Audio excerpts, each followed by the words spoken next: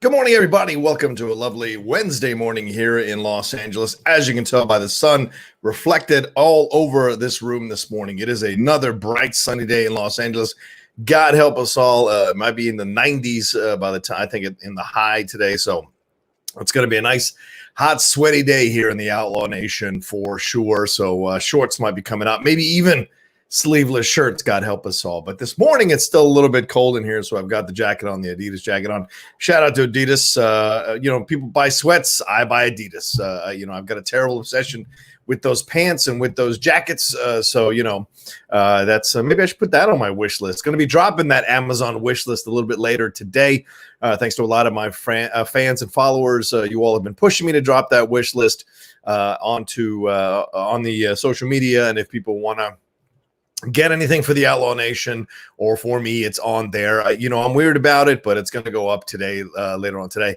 So how are you all doing this morning? Are you guys okay? I just wolfed down some cereal, a little bit of iced tea, get my day going a little bit. Had a long night last night.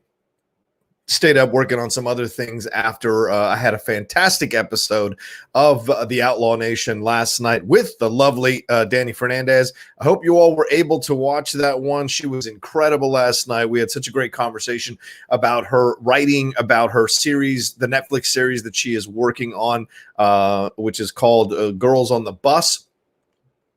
Which is about, female reporters covering a fictitious female candidate based on the real life experience of a couple of reporters who covered Hillary Clinton for a couple of campaigns. So that's going to be fascinating. She also talked about her HBO Max show that she sold called 1% Happy. She talked about that as well, and just talked about the basic storyline of that, what inspired it, what her real life, how much of her real life experiences inspired it. She also talked about how much she loved horror movies. Rather, she answered a bunch of questions from you all, how she was able to get that role in Ralph Breaks the Internet, how that happened for her. We also talked a little bit about how she approaches dating and stuff like that, which I thought was funny because, a lot of her, some of her tweets and some of her Instagram posts have to do with dating and how men are responding to her posts about, about herself, about her body, being body proud. So all of that got covered last night. It was a lot of fun. She was so great to take the time, 2 hours, to talk with me about her life and her career and what she's got coming up. And I think we're catching her just before Danny explodes. I think Danny's going to be quite a force in this industry as she keeps powering forward. So it was my honor to have her for a couple hours. And you should go and watch that and enjoy that conversation. Or if you want, you can listen to it on the Outlaw Nation Podcast Network. The Outlaw Nation Podcast Network is up. All the audio from all the shows, except for Geek Buddies, goes up on the Outlaw Nation Podcast Network. So go wherever you download podcasts. It is there for you to download programs. Please go and subscribe as well. I'd like to get 1,000 subscribers, because it's good for the ad revenue. It's good for everything that's going on there. So even if you don't listen to podcasts necessarily, or if you'd like to help the Outlaw Nation out, maybe some of you are like, well, I can't do the Patreon, I can't donate. A way you can help is to go and subscribe to the Outlaw Nation Podcast Network, because as the numbers increase, then the ad revenue increases as well. So if you go and subscribe to that one, it will just kind of give numbers to the Outlaw Nation Podcast Network. So thank you so much for doing that. For those of you who've already done it, I appreciate you all coming aboard the network. So it's been the best to see how many people are enjoying and how the numbers are increasing. When it started out, it was like 30, 40 people downloading. Now we're over 100. I want us to get over 1,000 per episode that are being downloaded. And, just because it downloads doesn't mean you have to listen to it.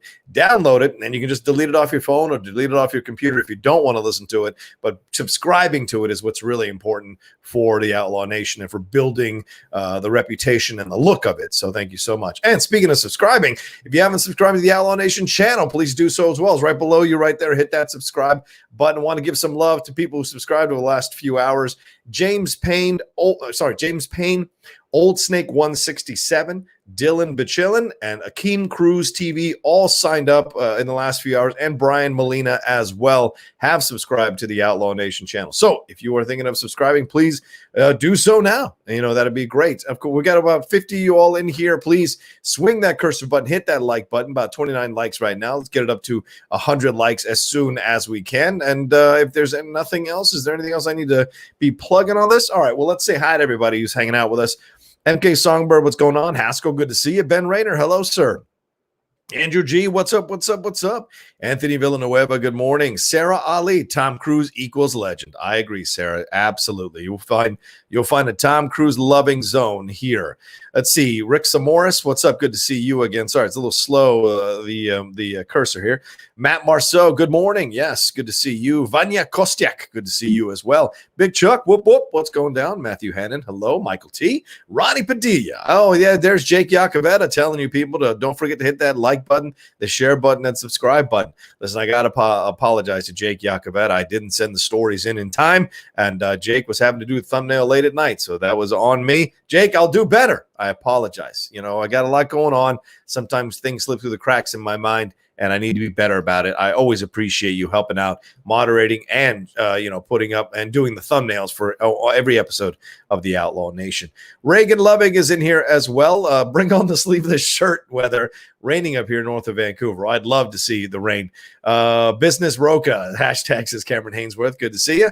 Fredtastic, how's it going? Thanks for loving the new office. I love the new office as well. Got my little Buddha frog hanging out right there. Above that Cinephiles book. That Cinephiles book is something Steve gave me for Christmas a couple of years ago. It's a book with all the movie posters and then quotes from every single movie we covered up to that point in the book. So it was a very sweet gift from him. Tim Franco, good to see you, my man. Great. Thanks for stopping by and hanging out with us this morning. J-Dog, what's up? Congrats on 13,100 subs. Let's get to 15,000 ASAP. I agree. Get me to 15,000. Subscribe, people. Zeno Hour, hello. Oh, yeah, don't forget the Streamlabs are open. The Streamlabs are open. Let's talk about some stuff. We got some crazy topics today. Remember to send in your super chats as well. It's going to be a lot of fun hanging out with this. And I'm hanging out till 10. I got a bit of a late start this morning. Sorry, y'all, but I need a little bit of rest from last night. And I've got a big day as well. I've got like 4 shows today that I've got to do, including a live episode of Strong Style. There's a plug I haven't done. A little bit later on today, we will do a live episode of Strong Style there with me and Aaron Turner. Whoops, I should take that comment off. Me and Aaron Turner will be doing a live episode of Strong Style later on today around 2 o'clock, I think. And we'll be discussing a wrestling match from the history of wrestling. So that's going to be a lot of fun as well. So don't forget to do that.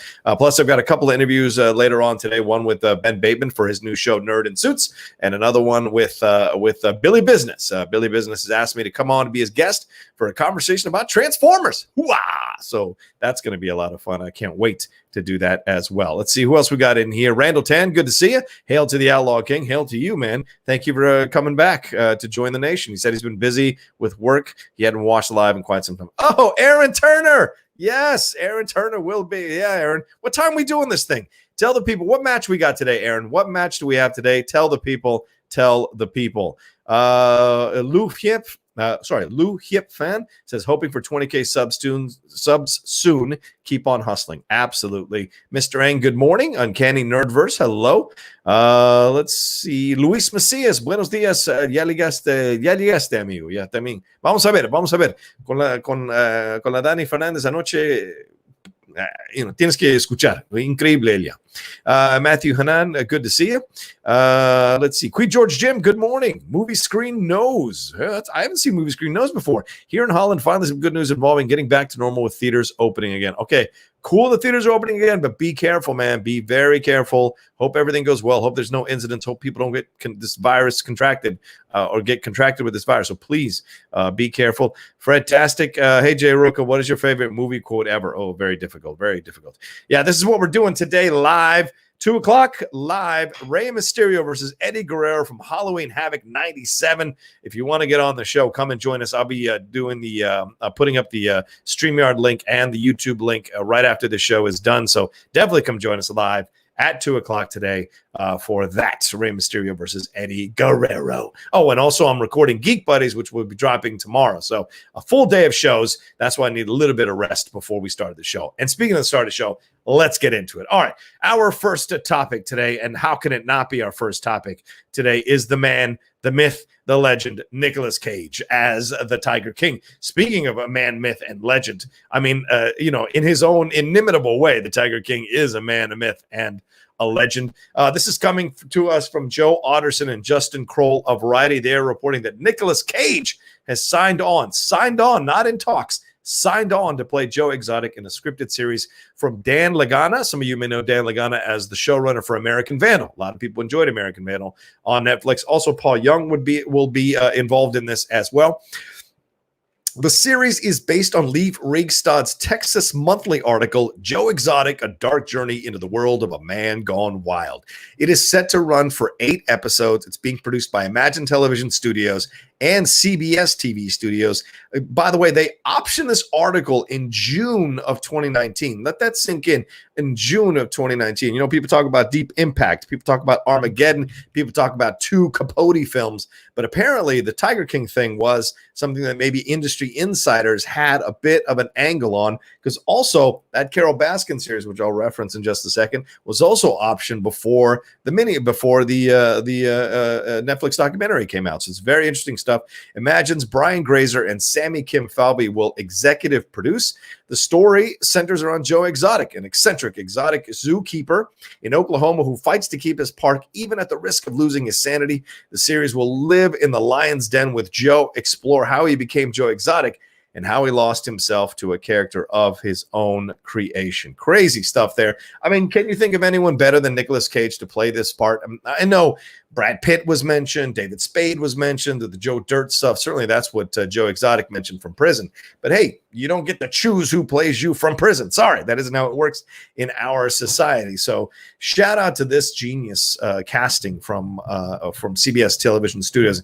And shout out to Nicolas Cage. I mean, this is his first television show that he's doing. So, you know, once again, the barrier between movie and TV breaks down again as more and more movie actors, rather, over the last decade have gone down, not gone down, how can I say this, have done television. And I think because television has really increased in quality with the kind of shows that have come out over the last few years that have really showcased the style, the budget, the look of these TV shows, and how they can be almost cinematic in their approach, if not completely cinematic in their approach. So this is exciting on so many levels. Now, of course, the question starts to become like, who's going to be cast as what? Who's going to play what characters? You know, this kind of thing. Plus, I mean, this is Joe. I mean, this is, Nicolas Cage playing this character. Is he going to grow his hair out? Is it going to be a wig? Is he going to adapt the accent? Is he going to get as thin as Joe Exotic? Like, there's a lot of questions here that go on and on, because of course this feels like it's going to be a prequel to this to the Netflix documentary series, because it's going to be Joe Exotic at the beginning, how he came into this zoo, what happened building this zoo up, all the things he experienced. Certainly all the relationships, all of that will be explored here. The radio show, or the on-camera show, the YouTube show that he did, how that came about, the Inside Edition producer who comes aboard, who is going to play that character, so there's a lot of questions, a lot of interesting casting that's going to go on in this. That's going to be fun to see how it all plays out. I'm going to give you a little update on the Carol Baskin one, just because people are comparing it to this one. The series, let's see, how can I say this? Let me see if I've got this right. McKinnon's series is based on the 6-episode Wondery podcast, which is available to listen now. The podcast follows the life of Carol Baskin, an utterly beguiling, slightly malevolent big cat enthusiast who wants to rid the U.S. of illegal big cat zoos. The show is not yet attached to a network or a streamer, which means we don't know when or where it might premiere. So we do know that McKinnon will play the lead, even though, she's not old enough to play her. She's still going to do it.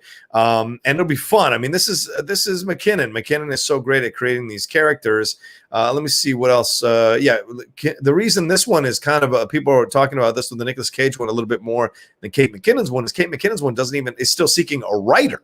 Whereas the one that Nicolas Cage is on, Lagana, is set to be the writer, showrunner, and executive producer on the show. Lagana also did the MTV series Zach Stone is Going to Be Famous and the Hulu series Dead Beat. So this will be fascinating to see how this all plays out. I'm personally excited. I mean, 2 separate Joe Exotic, in essence, Joe Exotic shows, or certainly based on the characters in the Joe Exotic documentary series from Netflix.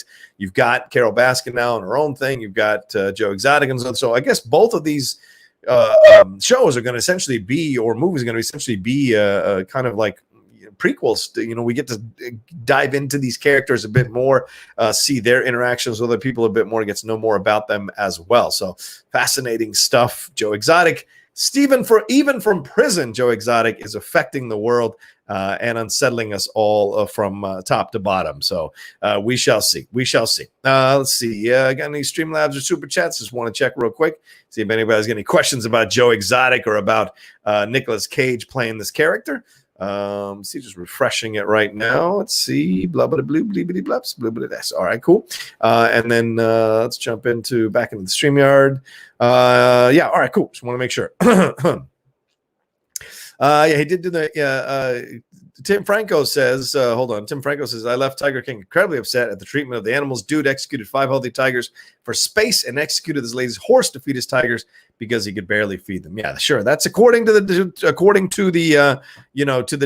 documentary series. So, a lot of people came out afterwards and said it was a bit manipulated. It wasn't 100% true. So we shall see, and the less said about that post show that Joel McHale hosted from a hotel room or from his bedroom, the better. That was, I'd love to get a gig like that, to get paid as much money as he did, to just sit there and ask questions off a card. That was incredible stuff. I'd love to have that kind of gig. That's a nice, cushy gig. Let's see. Yeah, Streamlabs. Yeah, that's Jake putting up the Streamlabs link. Thank you so much, Jake. Let's see what else we got here. kind of wonder if Tiger King will have left the consciousness by the time these come out. That's actually a really good question, Aaron.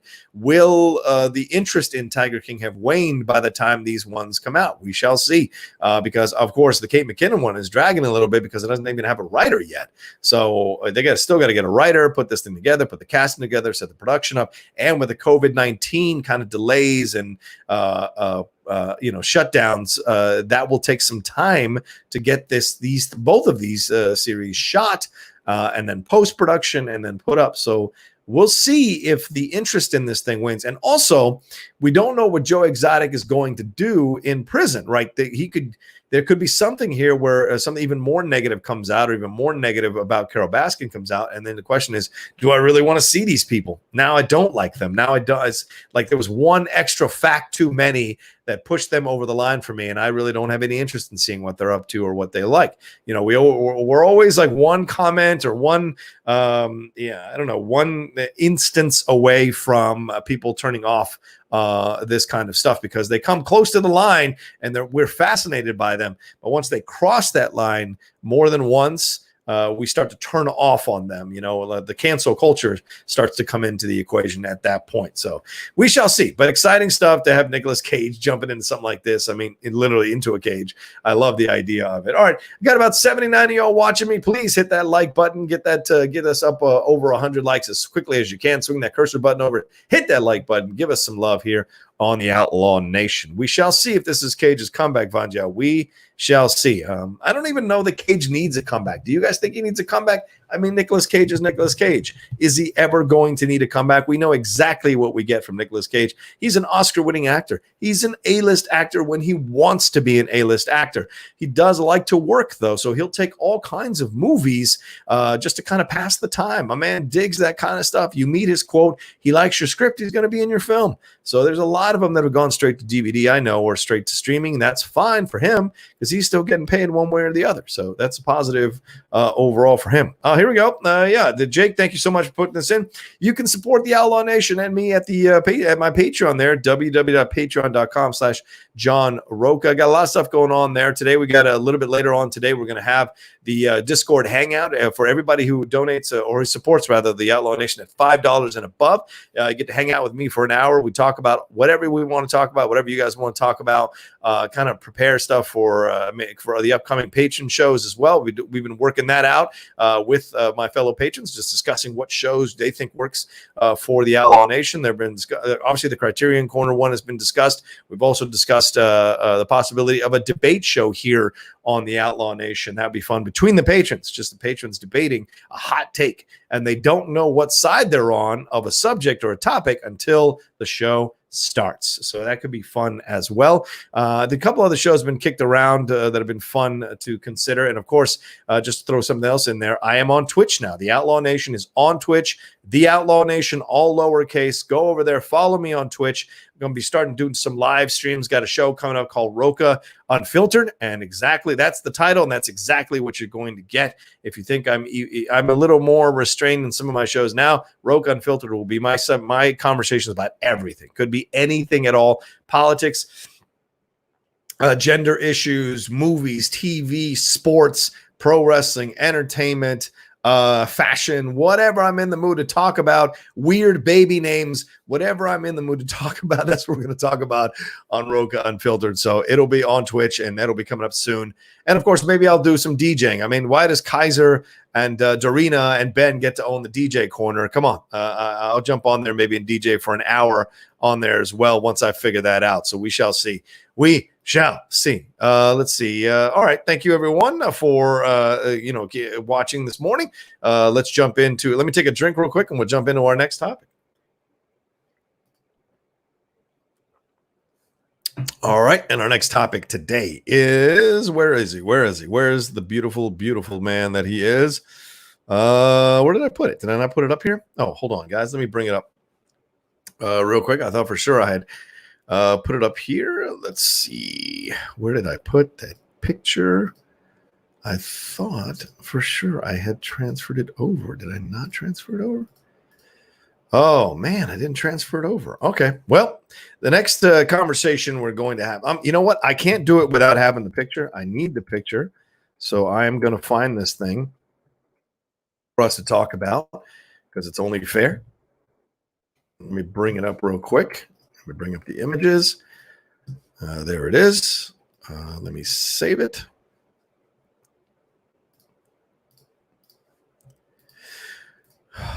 So frustrating. I thought I had this thing squared away, and I did not. So I apologize to all of you about that.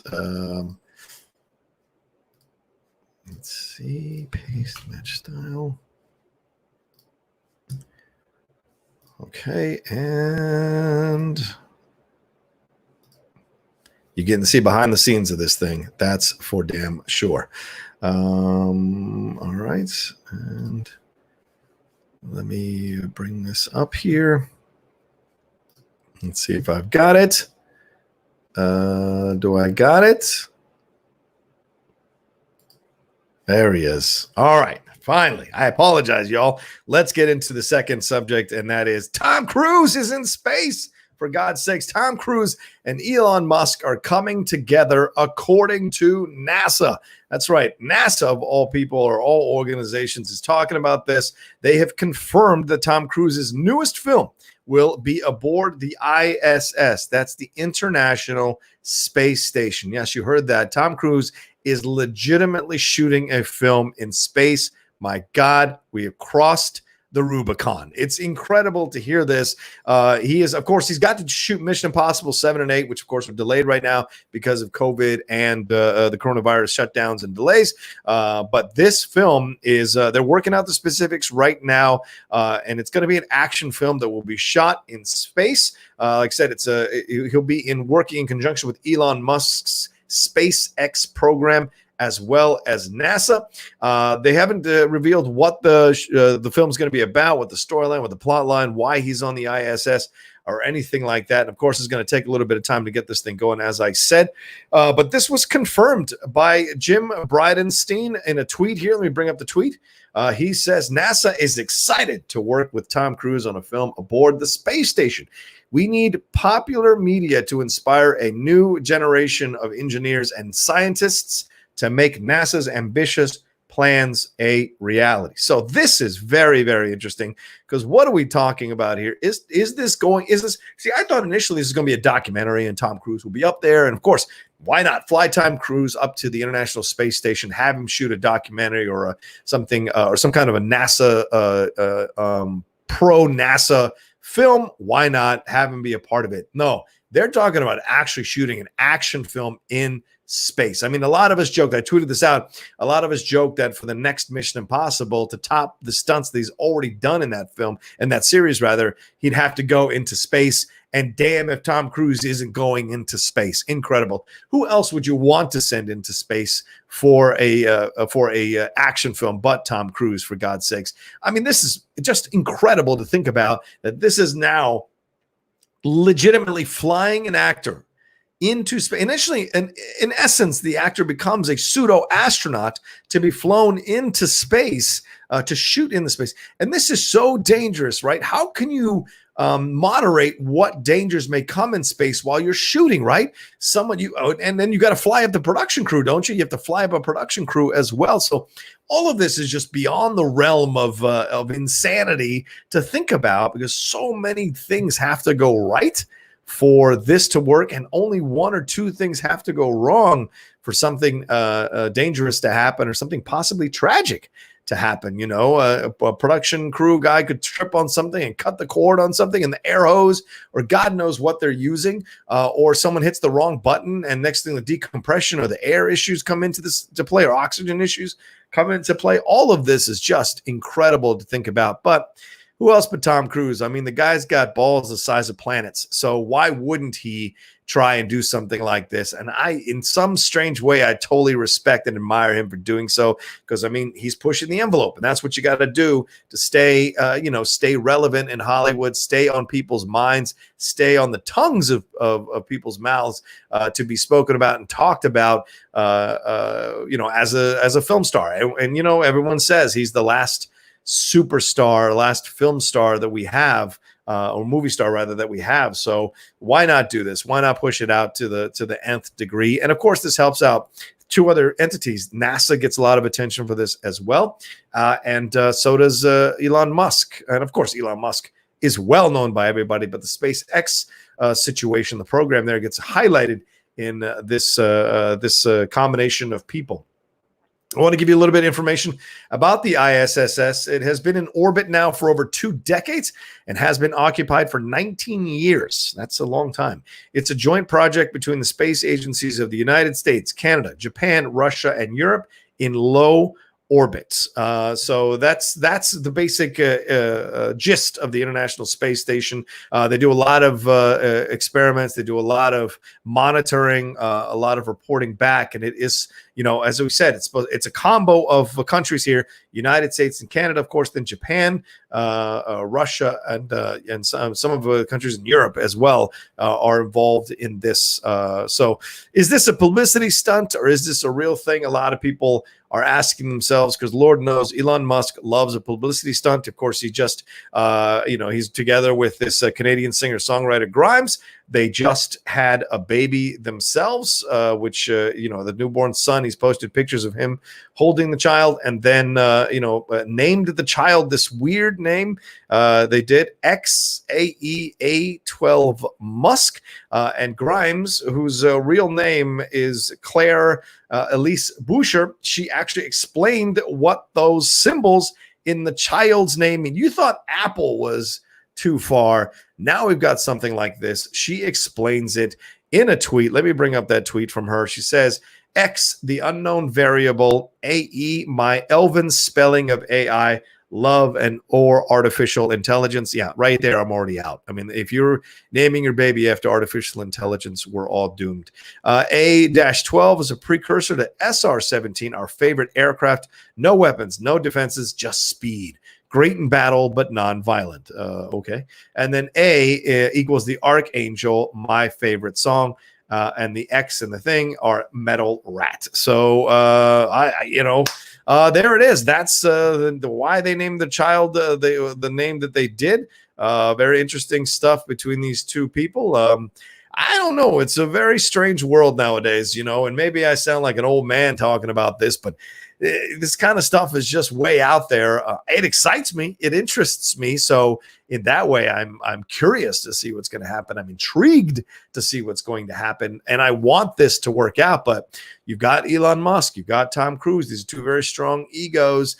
He's a newborn. He's a dad of a newborn. How much of that time commitment is going to be there? Of course, you could hire people to take care of his child, but is he one of these hands-on dads that wants to be involved in every minute, every moment of the child's life? What's Grimes? Is she going to sing the theme song to this film? We shall see. Who is going to be cast in the film and be willing to be flown out into space to possibly risk their lives? Who's going to direct this thing to possibly risk their lives? So there's a lot of questions here as well. And what studio executive is going to want to fly out to space to check in on the film to make sure it's staying on budget. I don't know.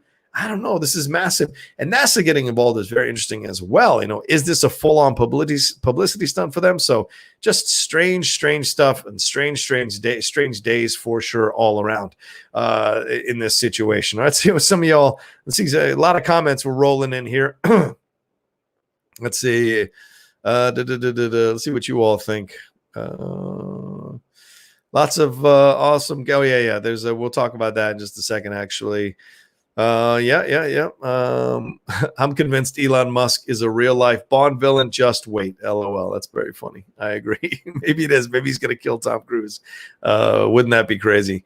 Tom Cruise would totally fall off a hell in a cell like Mick Foley if they told him it was part of a new Mission Impossible. Yes, he would, Roberto. That's absolutely a damn truth. It would be interesting. You can't get coronavirus in space. Pretty smart. Yeah, good point, Aaron. Good point. That is hilarious. Let's see what else. All right, this is fair. Buttered butt biscuit. Oh, okay. It makes me sad that this is the way a lot of people are learning about Grimes. Her music is incredible. Visions and especially Art Angels are incredibly modern electronic pop albums. All right. I don't know if Buttered Butt Biscuit is the one to convince me to enjoy Grimes' music, but I appreciate you standing for her, man. I appreciate you repping her, dude. You might be right that she's got great music and it's being kind of convoluted or overshadowed by her relationship with Elon Musk. Certainly that's a possibility. Let's see what else we got here. Yeah, don't forget, keep sending your Streamlabs, getting your super chats. I haven't gotten any today, so maybe I'm not doing a good enough job to warrant you guys sending in your Streamlabs or your super chats, but please send them in. You got to keep the lights on in here. I would appreciate it. Gonna take another drink here.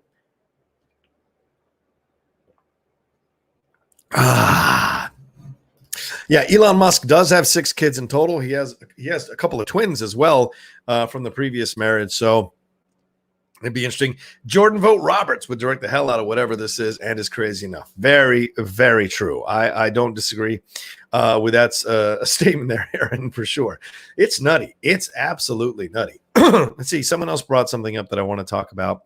So we'll see. We'll see what happens. I'm personally down. I'm into the situation. I'm in to see what Tom Cruise is going to create here with Elon Musk. I'm excited to see what they can put together overall and what the end result is going to be. And it'd be a shame if it's a flop. All this effort, all these hoops to jump through. Because look, just directing a regular movie takes enough time and effort, and you deal with enough lunacy on a regular movie. I can't imagine what it's like to direct one in space. So a lot to consider, a lot to think about in this situation. See if it's going to work out. A lot of variables moving all around this thing. Where did someone put this out? Yeah, here we go. Buttered Butt Biscuit again. Got to give him some props here. Lots of awesome game news today. The Last of Us 2 trailer, Mortal Kombat 11 additional content, Cyberpunk 2077 is going to be the most mature game ever. Not a bad day to be a gamer. Haha. I agree. It's why I signed up for Twitch. I want to start slowly walking back into the game world as well myself, having been a guy who played at the beginning of all these things until I became very caught up in all I was trying to do, so I didn't have as much time to play it, but certainly that's why I started the Twitch channel to kind of start playing these games. Mortal Kombat 11, I tweeted about it this morning. I'm excited to get this game. I might have to switch from the Xbox to the PS5 whenever that comes out, so hopefully that comes out, I think, later on this year. Hopefully I'll be able to make that switch and get it, because you can always trade in the old system to get a huge discount off the new system. I never mind doing that. It's not an issue for me. So that's a possibility for me as well. And then buy those PS5 games, or the games that kind of can be played on the PS5. But Mortal Kombat 11 has Spawn. It has Joker. It has the Terminator, and they just announced RoboCop. That's right. Peter Weller coming back to voice RoboCop. They dropped that trailer this morning, so go and take a look at that Mortal Kombat 11 trailer. Pretty awesome stuff. And yeah, I've been seeing the stuff on Cyberpunk 2077. A lot of anger on both sides about this thing. A lot of people saying it's too mature of a game. It's going to, cause people to be influenced by it in a negative way. And other people are excited about the mature approach to this title and how it's going to turn out. Essentially being like a Grand Theft Auto version set in the future. That kind of approach to it. I don't mean it's going to be exactly like the game. I mean, it's got that vibe that a lot of people are upset about how mature the game is. like it was for Grand Theft Auto. Of course, that Last of Us 2 trailer dropped as well. I'm not as familiar with Last of Us as other people, so that will be curious to see what that ends up becoming. So, but yeah, come and join me on Twitter. I will absolutely be doing this. It said, Fantastic. Is this a Mission Impossible Fast and Furious team up? Certainly possible. Certainly possible to see that rolling through. That could be very, very interesting to see them going into space with the cars. Let's see. Yep. Peter Weller is voicing RoboCop again. All right. No, the Rocha, that is for the Mortal Kombat Aftermath. What is for the Mortal Kombat Aftermath? What are you talking about? I saw the trailer this morning. I saw RoboCop in that trailer. So what does that mean? I don't know what that means. Put John Wick in a Mortal Kombat game, you cowards. I like that. Let's see. Yeah, thrilled to see what the Outlaw Nation can do on Twitch. Yeah, I'm thrilled too. I'm also nervous but excited.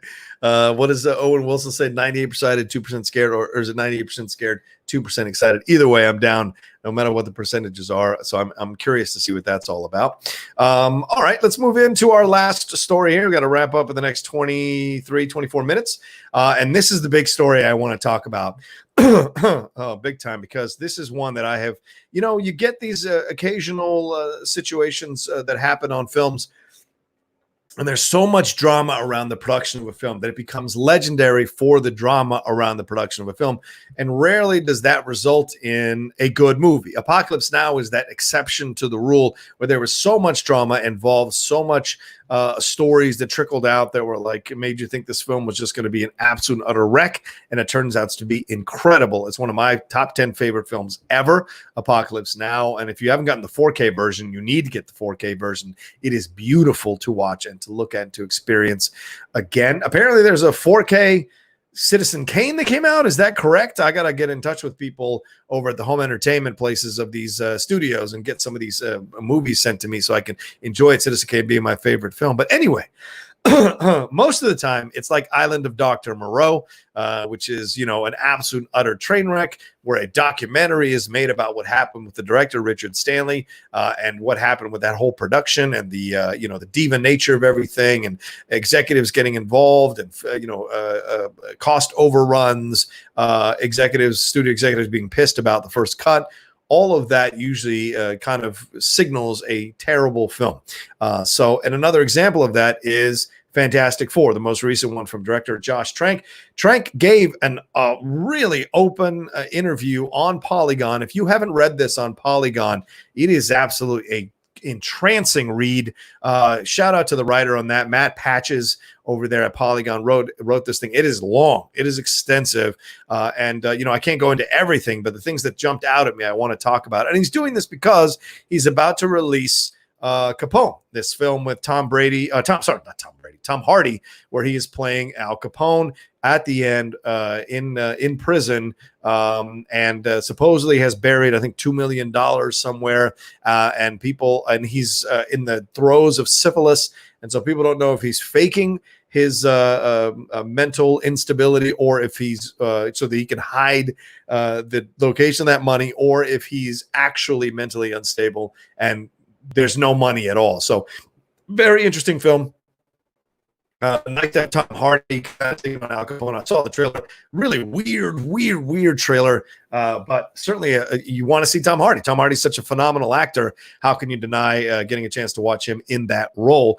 But he is telling his side of the story about Trank is about the Fantastic Four situation, which is something which is something really fascinating to read in the article. He talks about the freedom he was promised to create his own version of the Fantastic Four, but he also talked about at the same time, because he had gotten the job because of Chronicle, and some people forget about Chronicle, but that was a damn good film. Dane DeHaan, Michael B. Jordan in this thing, and about these kids who discover this, I think is a meteor or whatever, and it gives them all superpowers, and then what that struggle is like when you get the superpowers. What part of you do you cater to?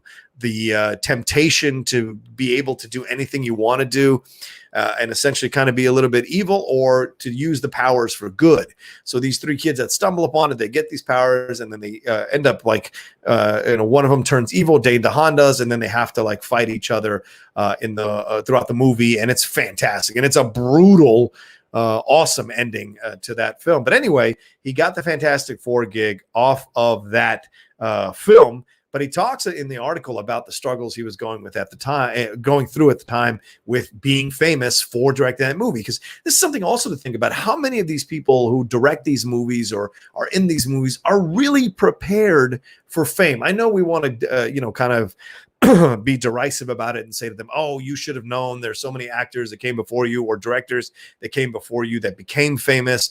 You should have known. But, you can talk about something and you can look at something, but until you experience something with all your senses in a visceral way, you're not really going to know what it's like and how you're made personally, how that kind of factors into the situation. So this is what Josh Trank is talking about as well. He talks about the fact that his dog died right before the production started, which of course added more of personal, emotional struggles to the production. And he talks about the first film and what he was planning for the sequel. Quote, he said, the end of the Fantastic Four was going to very organically set up the adventure and the weirdness and the fun. That would be the wish fulfillment of the sequel, because obviously the sequel would be, okay, now we are superpowered forever, and it's weird and funny, and there's adventure lurking around every corner. Sounds a little bit like Chronicle. But the first movie was going to basically be the filmic version of how I saw myself all the time, the metaphor of these characters crawling out of hell. So clearly Josh is opening up about his own approach to the world. And he seems to be a very tortured soul. If you read this interview and hear where he's coming from, seems to be a very tortured soul. He ended up turning to his friend Jeremy Slater to write the script for Fantastic Four, but then that's where another set of issues came into play, because Slater and Trank battled over the approach to Fantastic Four, which is a film, obviously that starred Michael B. Jordan, Kate Mara, Miles Teller, and Jamie Bell. But they fought over this as well because Slater was approaching it as a comic book fan and wanted to write these characters based on the source material, but Trank pushed back on any comic book aspects of the film and wanted to write something wanted to have a film that was completely different. He said Trank did the trials of developing Fantastic Four had everything to do with tone. You could take the most comic booky things as far as just names and faces and identities and backstories and synthesize it into a tone. And the tone that Slater was interested in was not a tone that I felt I had anything in common with, and then Slater apparently tried to get him all into the Fantastic Four. But then his quote, because Slater's quoted in the article as well, Slater said that Josh just did not give a shit. That's his quote. Josh just did not give a shit. And then Trank at that point starts to try to retain control of this thing by being the go-between between Slater, the writer, and the studio here. Apparently he and Slater tells Polygon that Trank was controlling this thing because he was only revealing certain notes to Slater about his script. And Slater claims to Polygon that he didn't see 95% of those studio notes, and that Trank told him he wasn't allowed to speak to Fox, the studio behind Fantastic Four, without Trank present. And so eventually, after 6 months, Slater leaves this thing. Fox brings in its own writers to try and shape Fantastic Four into something that they can actually, release and possibly recoup some of its budget from. But they entered the production without a finished script and without an ending, which created tensions. And Polygon is reported here in this article that there was, quote, at least momentary consideration over pulling the plug on the movie. So that is interesting as well. Now, Trank comes off well to a degree in this with a couple of things, and that is he fought for Michael B. Jordan to be in the film as Johnny Storm. But after reading posts on IMDb message boards from fans who were threatening to shoot him, Trank slept with a gun. He said, quote, I was so fucking paranoid during that shoot. If someone came into my house, I would have ended their effing life. When you're in a headspace where people want to get to you, you think I'm going to defend myself. And then, of course, Trank returned the gun after production was over. So then they talk about the fact that in this article that the Fox really hated the first cut of the Fantastic Four. They thought it was too much of a downer, and it, quote, wasn't for fans. Then reshoots were planned for the film. And then the budget was slashed by $30 million, which of course included much of the finale. They thought they'd shoot the ending during a second round of filming, but these overshoots were not overseen by Josh Trank. This is massive. The director did not oversee these reshoots. Trank claims that editor Steven Rivkin became the quote de facto director. He says, there are some editors from my point of view who prefer using takes for pacing over performance. So they'll say he moved out of that quicker or he did this quicker. It's about a certain kind of a rhythm that they are looking for. I maybe saw a couple of shots that really resonated. Now these reshoots got underway with pages with a script or new scenes written by writers such as producer Simon Kinberg, not a good thing, and Hutch Parker as well. And Trank tried to write his own pages, but they were ignored. And this is how he recalls the shooting experience on those reshoots. It was like being castrated. You're standing there and you're basically watching producers blocking out scenes 5 minutes ahead of when you get there, having editors hired by the studio deciding the sequence of shots that are going to construct whatever is going on and what it is that they need. And then because they know you're being nice, they'll sort of be nice to you by saying, well, does that sound good? You can say yes or no. And Trank said yes, because of course he wanted to keep his job. But unfortunately, all of this ended up costing him the job with Star Wars. He talks about, or the article talks about this as well, that he was working on a Boba Fett Star Wars movie for Lucasfilm that Kinberg was producing. And he signed on to direct it, a few months before he started doing filming Fantastic Four. But Kathleen Kennedy, hearing the whispers of all the drama behind, Trank and Kennedy ended up having this conversation, and they agreed that he would sit out Star Wars Celebration in April of 2015. And then he told his managers he wanted to back out of Star Wars because, quote, I quit because I knew I was going to be fired if I didn't quit. So once again, this idea that, protecting himself in this situation. Toby Kebbell mentioned that there are darker, more intriguing scenes on the cutting room floor in previous interviews. But this isn't, it sounds like this is one of those films that was just kind of, as they were going along, they were kind of trying to figure it out and fix it and deal with all the drama surrounding it. So in the long run, it's what we got. And, Marvel is now in charge of Fantastic Four, and we'll see what they do in the MCU. But me personally, I find this to be an incredibly fascinating situation for a director. And, Trank, for all the things you might want to say about him, maybe he is a little off kilter, or a little, mentally unstable. Some people might claim that about him with that tweet he put out after the film came out.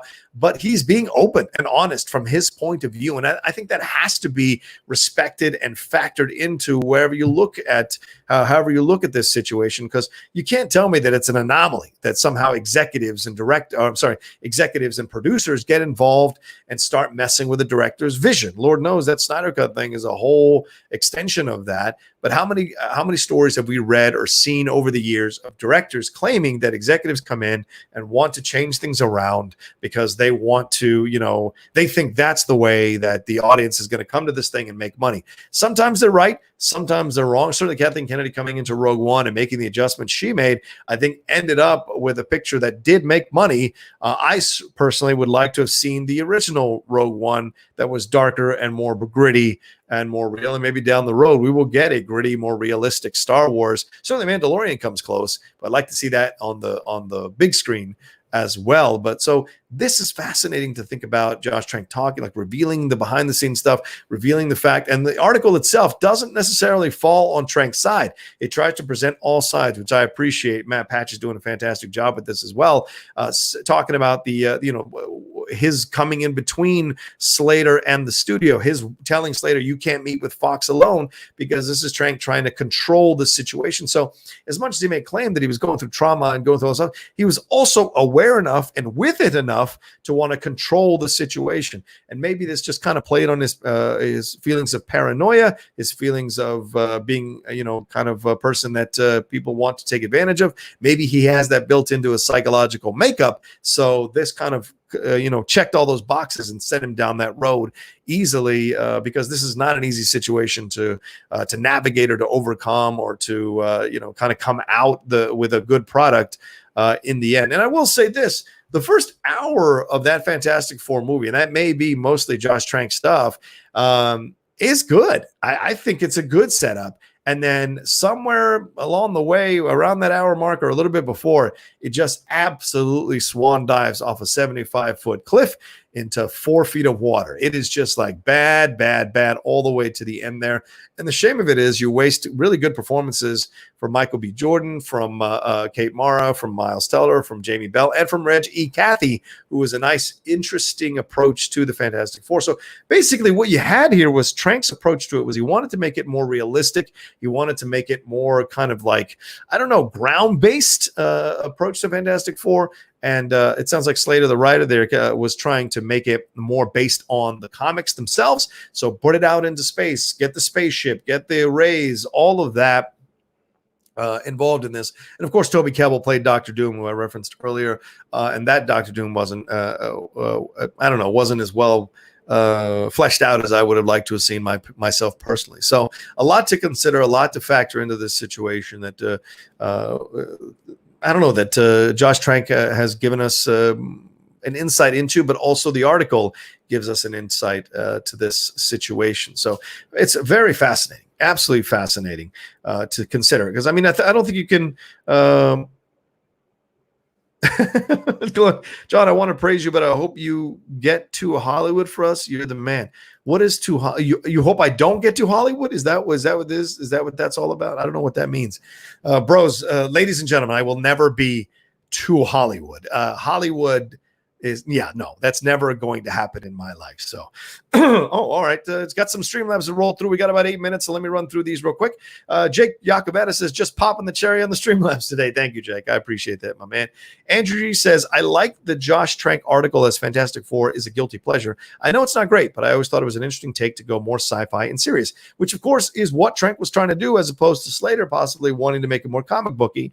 He said, Andrew G says, I was obsessed with learning just what the F happened behind the scenes too. Well, now you have a little bit more insight into this. He also donated some more and said, I love to think about what could have been or what almost was with movies. It's fun to talk about. I really wonder what Trank's Boba Fett would have been like. What was his pitch? Same for Mangold's idea when he was said to be attached at one point. I agree, Andrew G. I think that's the follow-up to this article is like, what was your Boba Fett story going to be? I want to know what your Boba Fett story was going to be. Buttered Butt Biscuit donated here. He said, wanted to send some love and appreciation for reading my comments today, Rocha. Hoping there'll be opportunities to see you react to some of the artistry and craft on display in modern cinematic games like God of War and Control over on Twitch. Yeah, I'm excited too. I mean, that Samurai game is the one that I'm really kind of keeping my eye on when that comes out. But certainly there's been so much cinematic stuff. And hey, some of them star either friends of mine or people I've interviewed on previous podcast shows that I had. That one with Yuri Lowenthal we had called Cast of Characters and Super Animation Game Time. We certainly interviewed a lot of voiceover people and mocap people on that show. So maybe I'll see some of them pop up in these video games. Ben Wellington donated, said, love the convo on Trank. As an aspiring writer-director, I was very aware of the way Trank both behaved publicly during the Fantastic Four fiasco and how his involvement shaped his artistic journey. I think he should have played ball, one for them, one for you. And Ben, I hear you. And that's easy to say. I think you should have played ball. But, you know, directors sometimes aren't, how can I say this correctly? Creatives themselves have a unique approach to the world. And certainly if you listen to Danny Fernandez last night on the Outlaw Nation show, she talked about how even now she creates fantastical worlds as she's walking down the street, as she's walking into a room or walking into a crowded location or to a party or to a mall or whatever. She's always kind of just surveying the world and creating stories in her mind because that's how she's built to do it. And look, it's led to a pretty successful career so far in her life. So some people are just built that way. So the idea of playing ball, certainly if you're a normal person or even slightly normal person, you get the situation and you make the adjustment. But someone like Josh Trank maybe isn't built to see it that way. There's maybe a principled approach, a more nuanced approach, a more, moral approach to things.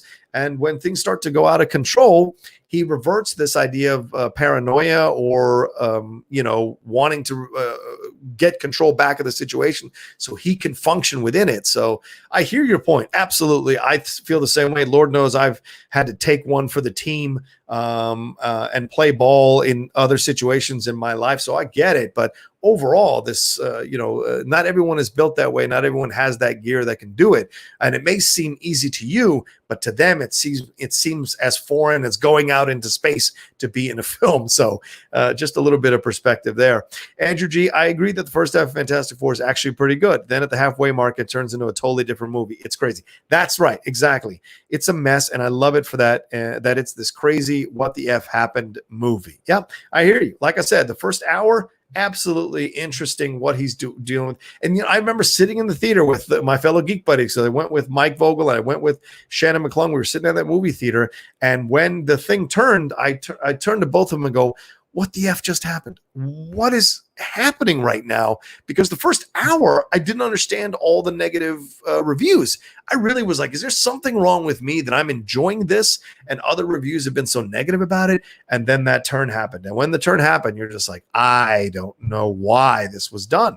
And clearly other people it sounds like other people got involved in this situation behind the scenes and maybe completely changed the movie, just like Justice League or just like Brave, completely changed the movie. And it feels like you're watching two different movies at the same time. Totally kind of crazy. So there we go. Let's see. Where is, got a thing here. Mike says, sorry, but my dog died is not an excuse. Wow. All right, Mike. Oh, Jesus. Okay.